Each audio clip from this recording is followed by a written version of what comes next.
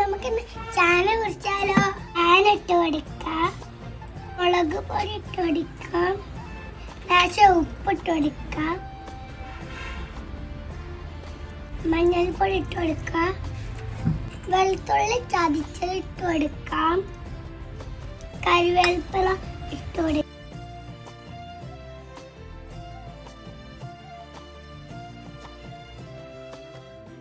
ഇനി ഇത് മിക്സ് ചെയ്യാം. ചട്ടിയിലേക്ക് എണ്ണ ഒഴിച്ചു കൊടുത്തിട്ടുണ്ട്. എണ്ണ ചൂടായതിനു ശേഷം നമുക്ക് ചേന ഇതിലിട്ട് പൊരിക്കാം. അപ്പൊ നമ്മൾ ഇതൊന്ന് മിക്സ് ചെയ്തെടുത്തിട്ടുണ്ട്.